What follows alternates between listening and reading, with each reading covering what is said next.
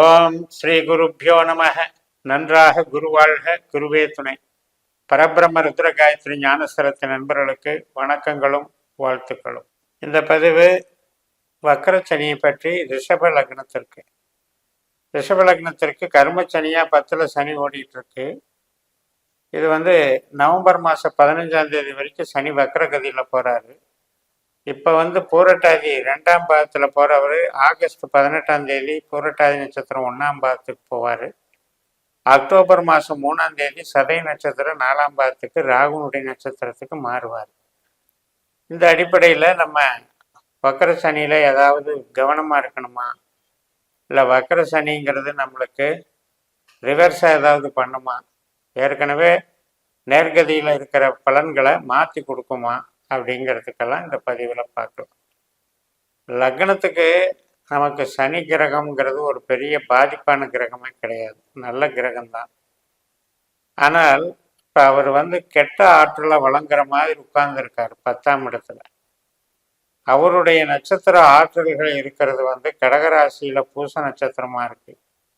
அந்த நட்சத்திரத்துக்கு 8ஆம் வீடான கும்பராசியில் தான் இப்போ சனி இருக்கார். அதே மாதிரி அனுஷ நட்சத்திரம் விருச்சிக ராசியில் சனியினுடைய நட்சத்திரம் இருக்கு. அந்த வீட்டுக்கு 4ஆம் இடமான கும்பராசியில் தான் சனி இருக்கார். மீன ராசியில தான் உத்திரட்டாதி நட்சத்திரம் இருக்கு. அந்த வீட்டுக்கு 12ஆம் வீட்டில் தான் சனி இப்போ இருக்கார். அப்போ தன்னுடைய நட்சத்திர ஆற்றல்கள் இருக்கக்கூடிய இடத்துல இருந்து 4ஆம் இடம் 8ஆம் இடம் 12ஆம் இடம் அப்படின்ற வகையில் அமைஞ்சிருக்கிறதுங்கிறது அவருடைய ஆற்றல் கம்மியாயிருதுன்னு அர்த்தம். அப்போ நமக்கு 3ஆம் இடம் 7ஆம் இடம் 11ஆம் இடம் அப்படின்ற ஒரு நல்ல கான்செப்டை வச்சிருக்கவர் பாதிக்கப்பட்டு இருக்கிறாரு அப்படிங்கிறது தான் நமக்கு அதில் அர்த்தம். அப்போ அந்த பாதிப்புங்கிறது எதன் மூலமாக நமக்கு செயல்படும்னா, நம்ம தொழில் ஸ்தானத்தில் உட்கார்ந்துருக்கு. அப்போ தொழில் ஸ்தானத்திலையும் செயல்படும். அதே நேரத்தில் எந்த ஸ்தானத்துக்கு பாதிப்பாச்சோ அந்த ஸ்தானத்துக்கு ரீதியாகவும் நமக்கு செயல்படும்.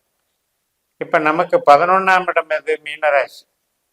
அப்போ நம்ம சந்தோஷம், நம்ம எதிர்பார்க்குற உறவுகள், நம்ம எதிர்பார்க்குற செய்திகள், நல்ல செய்திகள், நண்பர்கள், மூத்த சகோதரம் சகோதரி, வாழ்க்கையில் சந்தோஷம், இது எல்லாத்துக்குமே நெகட்டிவாக ஒரு சனி உட்கார்ந்துருக்கார்.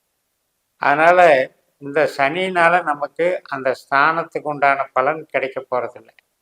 மாறாக தொழில் ஸ்தானத்தில் அவர் ஆக்டிவேட் பண்ண போகிறார். அங்கே யார் மாதிரி வேலை செய்கிறாருன்னா, குருவனுடைய நட்சத்திரத்தில் அவர் இருக்கார்.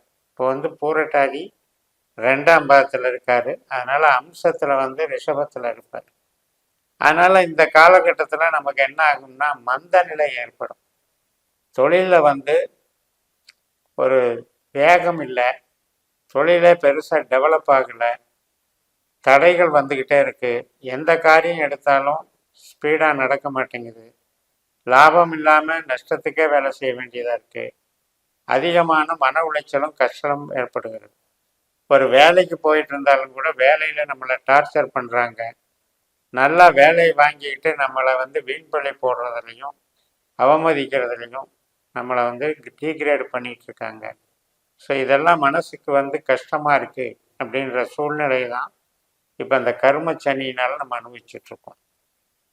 இப்போது ஆகஸ்ட் மாதம் 18ஆம் தேதி பூரட்டாதி 1ஆம் பாதத்துக்கு வர்றாரு சனி. 2ஆம் பாதத்துலேருந்து 1ஆம் பாதத்துக்கு வர்றாரு. அப்போ என்ன ஆகும்? இப்போ ஒரு சொந்த தொழில் செஞ்சிட்ருக்கோம் அப்படின்னா செலவுகள் கூடுதலாகும், மூலதனம் அதிகமாக தேவைப்படும், போட்டுக்கிட்டே இருக்கும். அப்போ ஒரு மாதிரி டெவலப்மெண்ட்டு இல்லை, ஆனால் தொழில் நடத்தணும்னா பணம் வேணும் அப்படின்ற நிலைமை, அல்லது நம்ம கொடுத்த பணம் வராமல் அதுக்கு சப்போர்ட் பண்ணுறதுக்காக பண தேவை இருந்துக்கிட்டே இருக்கும். இது மாதிரி ஒரு பண உளைச்சல்கள் கொடுக்கறதாக இந்த சனியினுடைய பலம் இருக்குது. இது சதய நட்சத்திரம் 4ஆம் பாதத்துக்கு அக்டோபர் மாதம் 3ஆம் தேதி சனி மாறுறாரு. அந்த காலகட்டத்தில் நமக்கு நன்மைகள் நடக்கும். அது வரைக்கும் இந்த சிரமங்கள் ஓடிக்கிட்டு இருக்கும். அப்போ தொழில் வளர்ச்சி அடையும். அப்போ நமக்கு தொழில் பலம் கூடும். ரெண்டாவது, நினைச்சபடி தொழிலினுடைய டிமாண்ட் இருக்கும். அதனால் ஒத்துழைப்புகள் இருக்கும். எல்லா விதத்துலேயும் கஸ்டமர் சைடில் இருந்தோம், லேபர் சைடில் இருந்தோம், நம்ம மார்க்கெட்டிங்லேயும் ஒத்துழைப்புகள் இருக்கும், பண வசதியும் பெருகும். ஒரு இடத்துல வேலை பார்த்துட்ருக்கோம் அப்படின்னா நமக்கு இடைஞ்சல் பண்ணுறவங்க இருக்க மாட்டாங்க. நம்மளுக்கு ஏதோ ஒரு வகையில் நம்மளை ஓவர்டேக் பண்ணணும், நம்மளை வந்து பாதிக்கணும், மறைமுகமாக நம்மளை வந்து எதிர்ப்பு வேலைகளை செஞ்சு நம்மளை பேரை கெடுக்கணும், இப்படியெல்லாம் சதி வேலைகள் செஞ்சிட்ருக்கவங்கெல்லாம் கூட அவங்களுடைய மனசை மாற்றிக்குவாங்க, அல்லது அவங்களுடைய பிரச்சனைகளுக்கு அவங்களுக்கு சரியாக இருக்கும், நம்ம பிரச்சனைக்கு வர முடியாது. அந்த மாதிரி நமக்கு ஒரு ஆதிக்க பலம், நல்ல நேரம், நல்ல டைம் வந்து நெருங்கி வந்துடும்.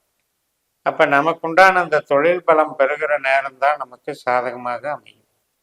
அந்த காலகட்டத்தில் நீங்கள் பயன்படுத்திக்கலாம். நவம்பர் 15ஆம் தேதி வரைக்கும் இந்த வக்கர நிவர்த்தி செயல்படுகிறது, வக்கரம் செயல்படுகிறது. அதுக்கப்புறம் வக்கர நிவர்த்தி ஆகுது. அதனால் இப்போ கர்மச்சனி அப்படிங்கிறது சனி 10ல் இருக்குங்கிறத விட அவர் என்ன மாதிரியான ஆதிக்கம் நிறைஞ்சவர் அப்படின்னா, நமக்கு வந்து சோசியல் பிஹேவியர், நம்ம யாரு கூட பழகிறோம், அன்றாடம் நம்ம சந்திக்கக்கூடிய நபர்கள் கூட எப்படியெல்லாம் டீல் பண்ணுறோம், கஸ்டமர்கள், நம்மளுடைய ஒப்பந்ததாரர்கள், அதே போல் நமக்கு கம்யூனிகேஷனில் இருக்கவங்க, நம்மளுடைய தகவல் தொடர்பில் லைனில் இருக்கவங்க, நம்மளுடைய டாக்குமெண்ட் சம்மந்தப்பட்டது, நாம் எதிர்பார்த்து ஒரு காரியம் செய்யக்கூடிய ஒரு ஆற்றலை வச்சுருக்கோம் அப்படின்னா அந்த ஆற்றலுக்கு மெருகேற்றக்கூடியவன். அந்த மாதிரி ஒரு நல்ல சூழலை இந்த கர்மச்சனிங்கிறது வந்து கெடுக்குது. அப்போ என்ன ஆகுதுன்னா, ஒரு சூழல் பாதிக்கப்படுது, ஆரோக்கியமான சூழல் இல்லை, அதனால் எனக்கு பேர் கெடுது, அதனால் நான் முன்னேற முடியல, என்னால் வந்து சாதிக்க முடியல, கஷ்டப்படுறேன், நஷ்டப்படுறேங்கிற ஒரு கணக்குக்கு சனி வேலை செஞ்சிட்ருக்க. பட் இருந்தாலும் இந்த நட்சத்திர ரீதியாக குருவோட நட்சத்திரத்தில் போகிறார்.